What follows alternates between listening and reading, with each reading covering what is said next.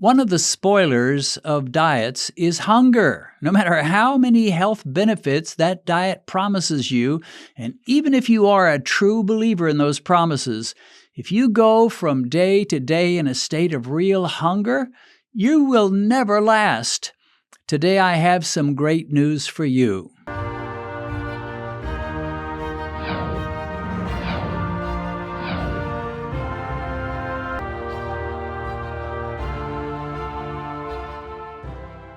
Before we get into foods, snacks, and drinks that are essentially unlimited for diabetics, I want to share for a little while about a book written by one of the generals in the low-carb keto army. The man to whom I refer is Dr. Eric Westman, who has been advocating, preaching, and writing about a low-carb approach to both obesity and diabetes for many years. Dr. Westman is a medical doctor, and I would describe him as a kinder, gentler voice for low-carb eating. He recognizes that if he pushes people too hard, he will lose a lot of them, so he allows things that many true keto purists would never even think about. He sees nothing wrong with an occasional diet soda. He also does not subscribe to the current notion among many keto followers that seed oils are one of the main causes of diabetes. He bases this on 20 years of working with his patients, plus the fact that there simply are no solid studies that prove this. Also, he does not insist that everyone must be eating free-range, grass-fed beef. Good old-fashioned hamburger or steaks bought at Walmart will do. Dr. Westman didn't start out as a doctor advocating for a low-carb lifestyle. In his early days, he was very traditional, and he bought into the myth that the only healthy lifestyle was a very low-fat diet, and that heart attacks were mostly due to eating too much saturated fat. But he ran into a couple of ladies who were both on a low-carb diet. They tried to convert him to their beliefs, and when he told them what he thought about that diet, they said to him, "Well, you're a doctor. Why don't you do our blood work and give us a full checkup? We've been eating this way. Find out if this diet is helping us or hurting us." And to his credit, Eric Westman took them up on their offer. And to his astonishment, all the markers of good health were present in those ladies.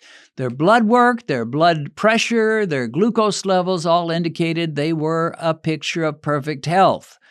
And that set Dr. Westman on the road to becoming one of our world's foremost authorities and promoters of the keto, low-carb lifestyle. He ended up visiting and spending time with Dr. Robert Atkins, who shared with him all kinds of evidence of the power of low-carb eating. He also spent time with Dr. Richard Bernstein and a couple of others. And after a while, he became a convert, a true believer. Recently, Eric Westman wrote a book called End Your Carb Confusion. I want to share a few of his thoughts from that book, and then we'll get into his Phase 1 approach to conquering diabetes and/or obesity, and as always, I'll share a few of my own thoughts. In the beginning part of his book, we find a key concept related to hunger. In discussing why a focus on eating calories almost never works long-term, Westman writes, "The real issue is hunger. Whether your goal is to lose weight, improve your blood sugar, lower your blood pressure, or address some other issue, you are not going to stick with a way of eating that keeps you hungry. No one can." And that, in a nutshell, is a simple but powerful explanation of why the low-carb, high-fat diet works for so many people when nearly every other diet fails. People simply do not get hungry when they eat more fat and protein. But when they eat a diet that's full of carbohydrates, they are continually ravenous.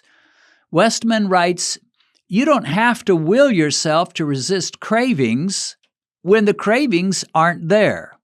Well, amen to that. While I would never encourage anyone to continually stuff himself, neither would I encourage people to continually starve themselves.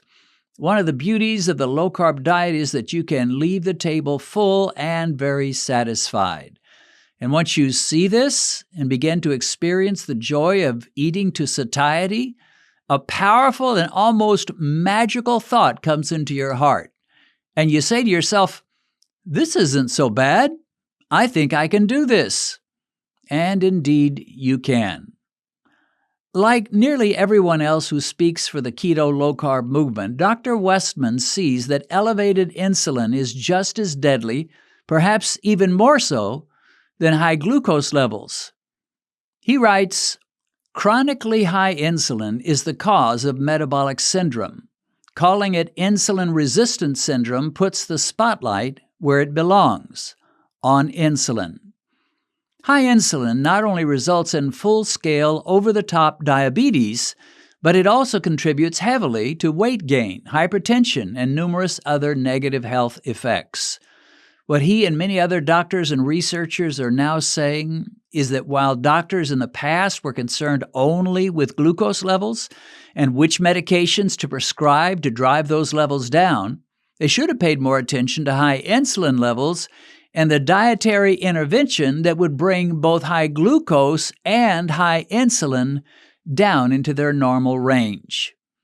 Anybody who tests their blood sugar, either in a fancy lab with a white-coated technician or at home in their bathroom with Mike the blood sugar meter, anyone can easily see that it is primarily carbohydrates that raise blood sugar to nightmare levels.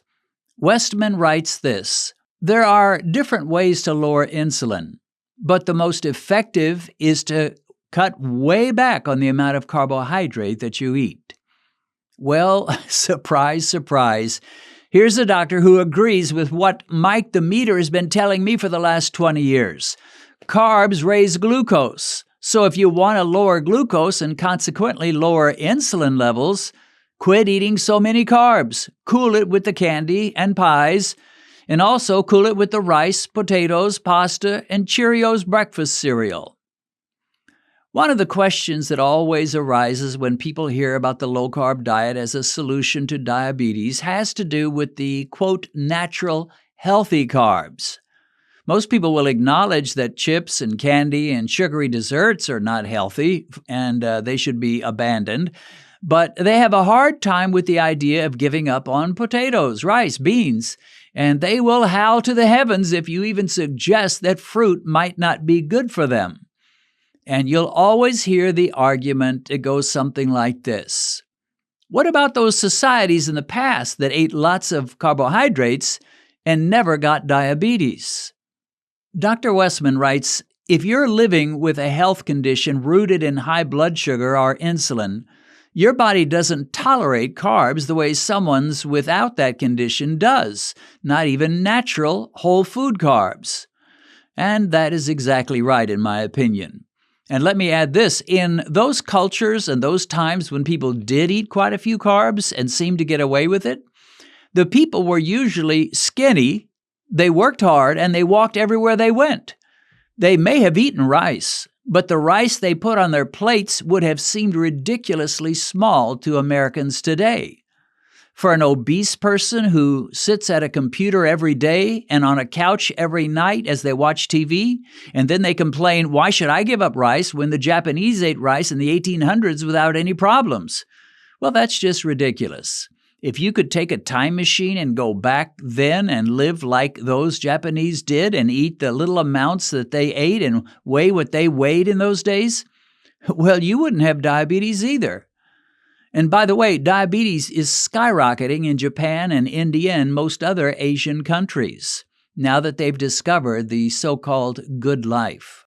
Dr. Westman has these things to say about the natural carbs argument. Natural sugar is still sugar. Your pancreas doesn't know the difference between glucose in orange juice and glucose in a sugar-sweetened soda. And in talking about complex carbs, he says these foods are still predominantly carbohydrate. Complex or not, digested more slowly or not, what enters your bloodstream is glucose. Again, a hearty amen from me. In the book, as he shares what he calls his Adapt Your Life Diet, Phase 1, Eric encourages everyone to keep their carbs around 20 grams per day or less, and he declares that these should be total carbs, not net carbs. He writes, "When you're following the Adapt Your Life diet, Keep things simple and just count total carbs so you don't have to deal in guesswork and unpredictability. Well, here's where I would have a slight disagreement. If you are not allowed to deduct fiber from the total carbs, you will eliminate a lot of foods that would otherwise be acceptable. If you're only going to eat 20 grams of carbs per day, you probably would never be able to eat avocados or chia seed or flaxseed or even a salad. But I get where he's coming from. If you can slash your daily total carbs to 20 grams or less, you would have to be some kind of a medical freak or else a type 1 diabetic to still have problems with blood sugar or to stay obese or to maintain a high blood pressure on that kind of a diet. It would certainly work, and he pretty much guarantees that it will work. But for most of us, I'm not sure it's totally necessary. Dr. Westman talks about this approach as a way to simplify things, and that is true. But I have another simple method. Use the net carbs approach to judge the worthiness of a food and then test yourself with Mike, the glucose meter, about an hour and 20 minutes after you eat. If it bumps up 50, 80, or 100 points from your pre-meal reading, give that food up. Stop eating it. But if it only bumps up 10 or 20 points from your pre-meal reading, that food is working for you, regardless of its carbs or net carbs. And that is one criticism I have of this book. As much as I like most of it, there are a couple of things where he appears as silent as a stone. One is using your glucose meter for both knowledge and motivation. I haven't read the whole book, but I've read and looked over most of it, and I don't find a single thing said about the glucose meter, which to me is a major tool in beating diabetes. And secondly, I haven't found a single thing about time-restricted eating or intermittent fasting. Nothing at all that I've seen. This book is all about diet, and more diet.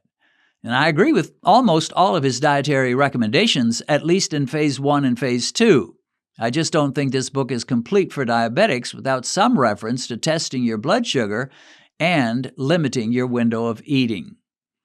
All right, let's get to what I call the freebie foods, the foods you can eat in an almost unlimited measure without hardly affecting your blood sugar. In other words, the foods you can eat with a clean conscience.